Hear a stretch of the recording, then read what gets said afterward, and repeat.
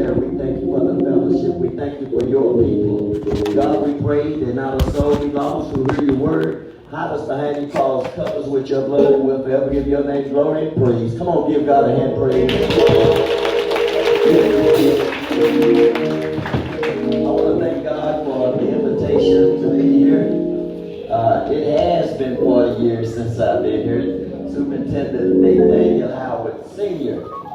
He invited me when I was a young man. Obviously, 40 years ago, I was a young man. I preached here more than one time. Me and Nathaniel Jr., we would come here to preach. And when your pastor asked me to come, I was shocked because I said, wow, I used to go there a lot when I lived here in this area. But 40 years later, who knew? God knew that the time would come that I would have an opportunity to be back. And I want to reference your pastor, great young man of God. Yeah, you old too, Brother Fred, Pastor Fred Mitchell and I was at Tyler Junior College together. And I recognize him and all these other pastors. I want to appreciate you on getting to know everybody. When you're in a jurisdiction and you live 130 miles from the closest church in that jurisdiction, I'm just glad y'all let us come to worship with you. And I'm just glad to be a part of Texas Northeast 2nd Ecclesiastical Jurisdiction. And I want to just thank God for missionary Betty Nelson. She's one that I can depend on. And she's one that I can really appreciate her love and her compassion for soul winning. What I've discovered is that a lot of people, they want a title, but they don't want to put in no work. Come on, son. Come on. I said a lot of people want to be, they want to make sure they get the big C. My wife always said, ain't where you sit, is how you stand. And missionary Nelson, she stands tall. Because she's a real woman of God. You know, if there ever was a time that we need the real saints of God to stand up and let the world know what time it is, that time is now. So we're blessed to have her and Erica, right?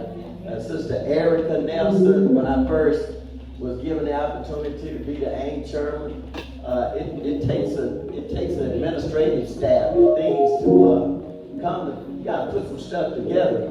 And I had never worked with anybody here. I work on the national level, but I was directed towards Sister Erica to help us with the registration. And I've already told Bishop I want Sister Erica to be our AIM secretary. Because she's a hard worker. It takes time to build a good team, you know. It takes time to build a good team, and I have patience. I have patience, and I'm here to work. I did not come to this jurisdiction asking for nothing.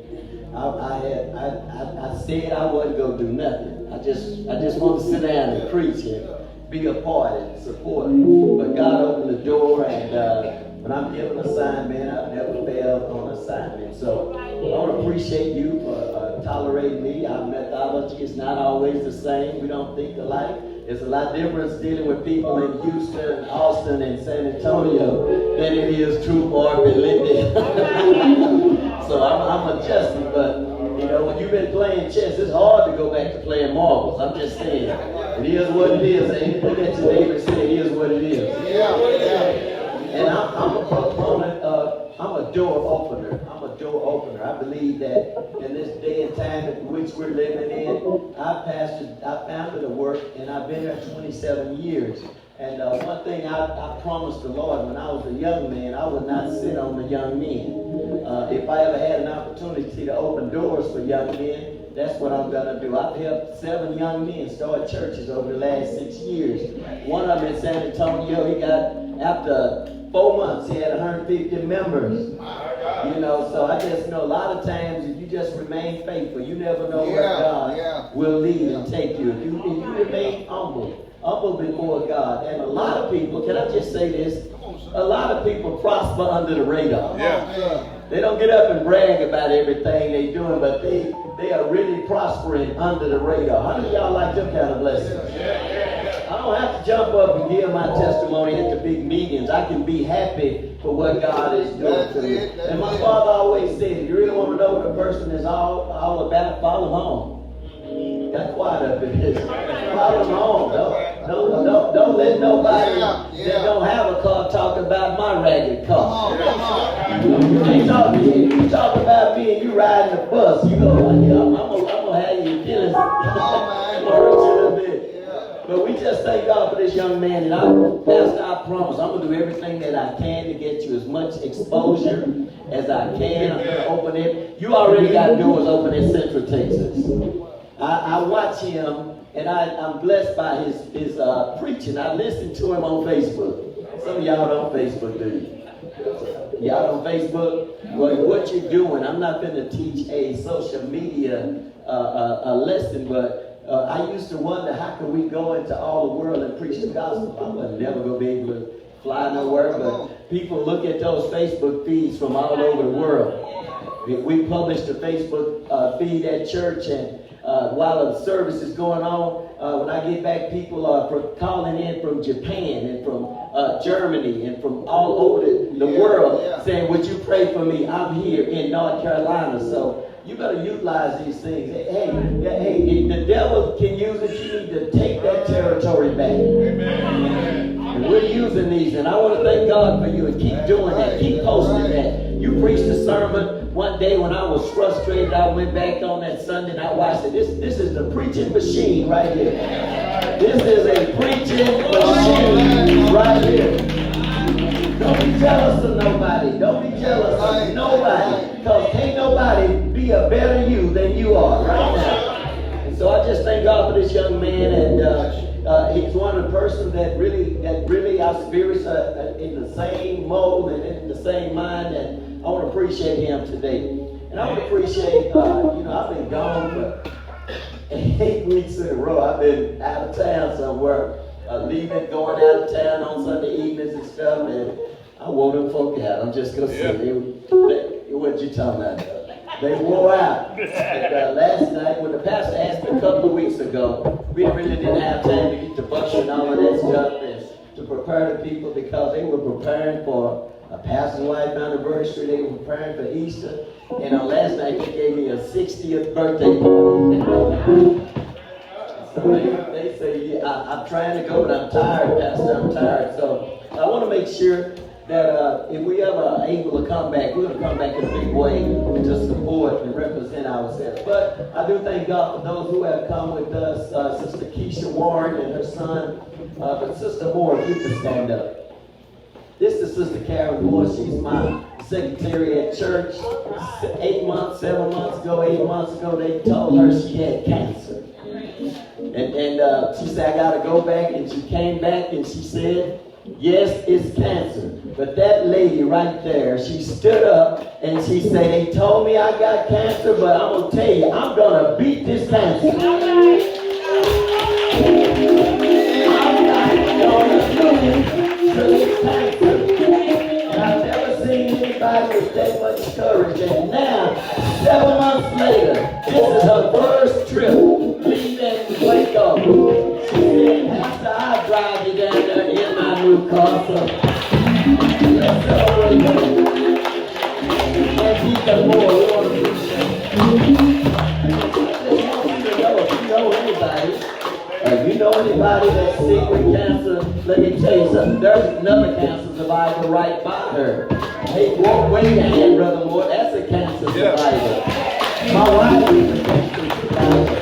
I believe God, that if we trust in God, by His stripes we are healed, right?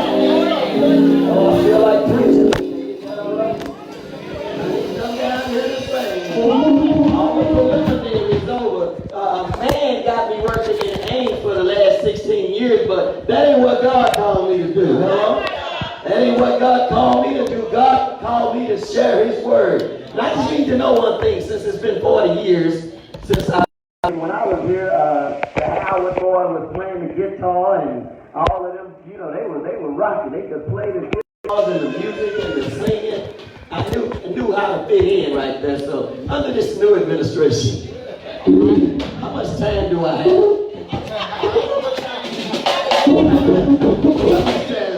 How much time? What the deacons say? What the deacons of the church say? How much time do I have? When they say that, that usually means about 15 minutes. And I used several minutes of that. We are currently on the radio. Let me tell you how God will open doors for you. You don't have to worry about it. I come from an area where people hate on each other. They're jealous. They want to support each other and all of that kind of stuff. And they act a certain way when God opens doors for you. A young man, they wanted to start a radio station. And I told them, man, I started a church in a crack house. And if I can start a church in a crack house, a single man with 3 children, I believe you can get this done. Well, God bless those 3 young men to start a hip-hop radio station in Waco. And after they've been on the radio for a couple of months, I said, I need for you to advertise something for me. They said, we ain't gonna do that. We need you to come down and we need to talk to you. They said, we want you to be on the station with us for 30 minutes. So how about this? I was the only church on a hip-hop station. Yeah. I know y'all run to the gospel station. Y'all preaching each other members, but I'm going to the hip-hop station. And to people that don't know the Lord. God has blessed us, and not only that, they turned around and they said, we need you to do a live show. Would you do a live show? I said, a live show? And I went up there and they said, do this live show for us. It's going to be 3 hours. You know, hip-hop folk don't know nothing about the church. Some of them don't. So I asked them, I said, what am I supposed to do? They say, you the preacher. We don't ask you what to do in the club. Do what you want to do. And God has blessed us over the last 4 years. That is the #1 show on the radio in Central Texas on Sundays. We beat Steve Harvey and D.L. Hughley on that same station. So God is making ways for his people. You don't have to beg folk. You don't have to procrastinate. You don't have to try to undermine folk. In God's own time, when God puts you here, can't nobody bring you down. Witness to me. And how many of you know God will do what he said he promised to do? God will do just what he said he will do. And I want to go to the Word of God today. I want to share this. I want to thank God for my baby sister. That's my baby sister right there. That's Allison Lavette Simpson. Do y'all know her? I think everybody know my older sister Lori, but very few people know my younger sister Allison. And I love both of them equally the same. And I love her, and she always gives me something when I come. If it's turkey legs or it might be some chitlins, but she always want to gift it to me. And I love her and we appreciate her. And thank you for this opportunity. Can I share one scripture tonight? I'm going to share this one scripture and then we are going to share a word today. Luke 11:1. Luke the 11th chapter and the first verse. And it came to pass that as he was praying in a certain place, when he ceased, one of the disciples said unto him, Lord, teach us to pray, as John also taught his disciples. Thank you. May God add a blessing to the reading and hearing of his word. Thank you, ushers. You may be seated. I want to use this for a topic. Lord, just teach us how to pray. Lord, just teach us how to pray. 106 years ago, I believe 106 years ago, this church was not started because the bank had money to lend to colorful. I don't think this church was originated because somebody donated a lot of money. I think they used to pray churches out. Can I get a witness today? Amen. I'm told that there were people that would pray and God would open up doors and open up avenues, and the next thing you know, churches were being formed, right? And I'm afraid that a lot of times I think we've gotten away from that. I know back where I'm from, we have gotten away from the importance of those all-night prayers. Hello.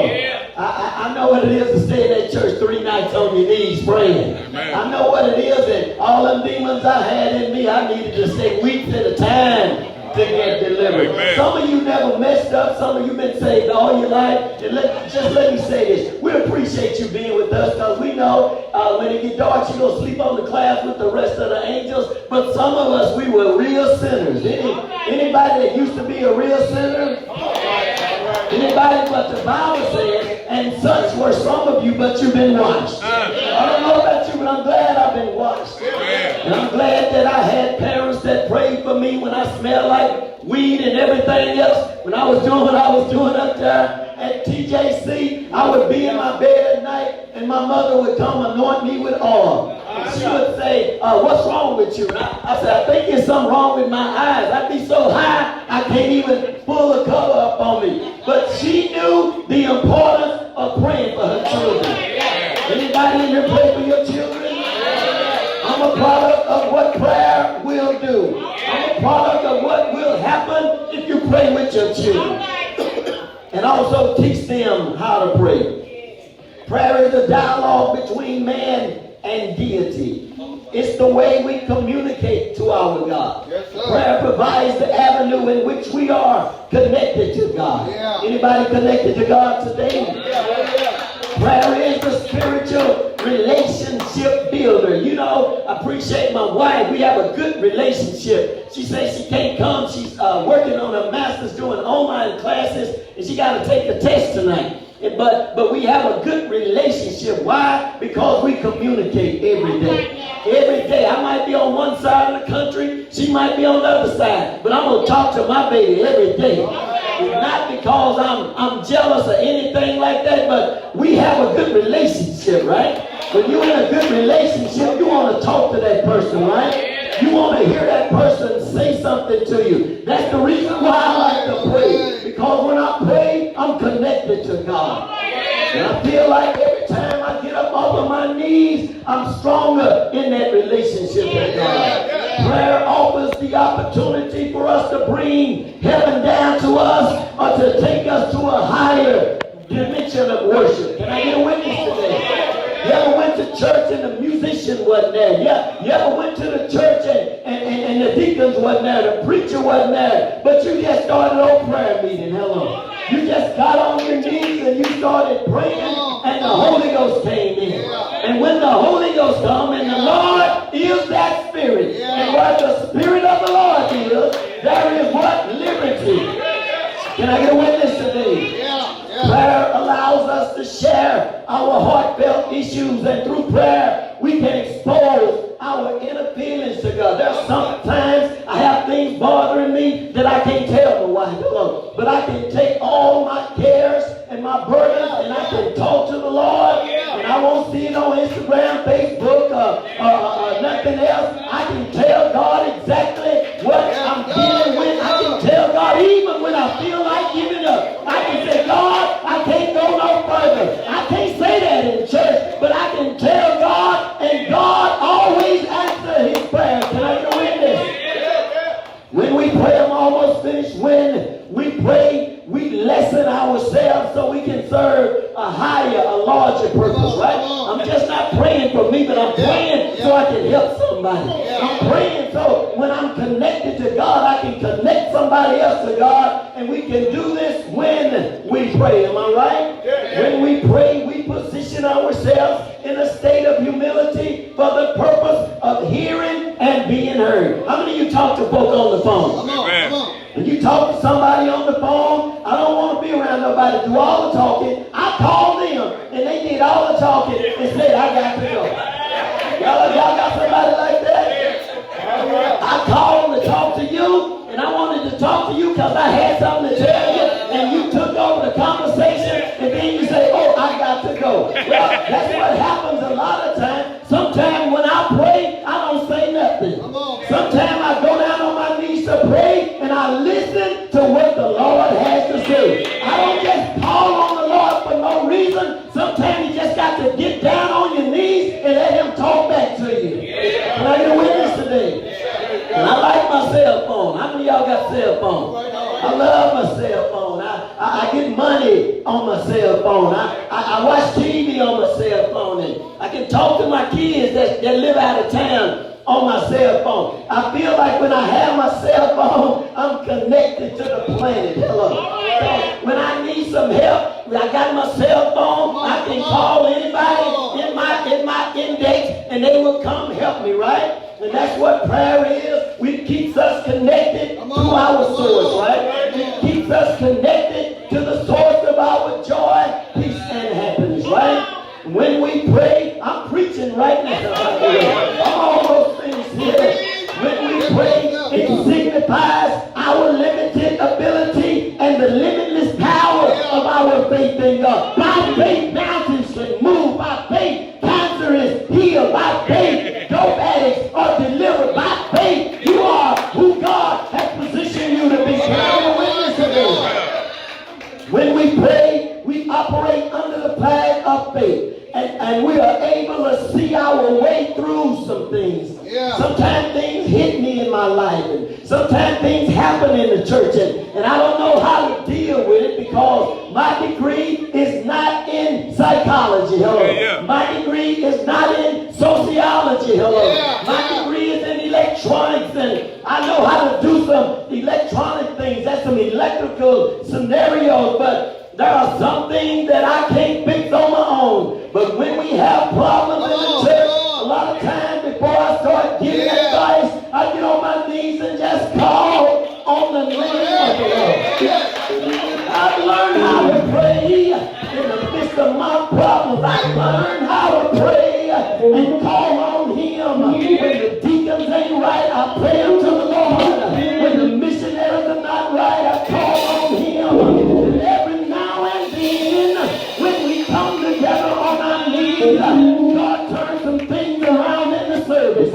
God changed some things in people's lives. Can I get a witness today? Y'all give me 5 more minutes. 5 more minutes. 5 more minutes. Come on and let me say this about the disciples of Christ. Y'all know Peter, James, John, Bartholomew. Y'all know the disciples, right?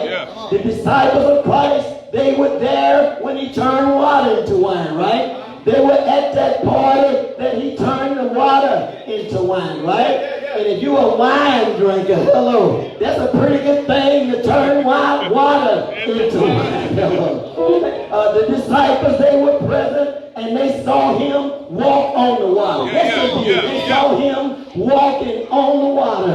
They were in that ship when He said, we are going to the other side. They were in the ship with Him. And when the lightning flashed, when the billows rose, when things looked like they were not going to make it up, they were right there when He walked on the water. He said, peace, be still. And the wind stopped blowing. And the thunder stopped. And I want to tell you, they were right there when He went to the grave. And He called Lazarus to come forth from his tomb. They were right there. They witnessed many miracles that were performed by Him.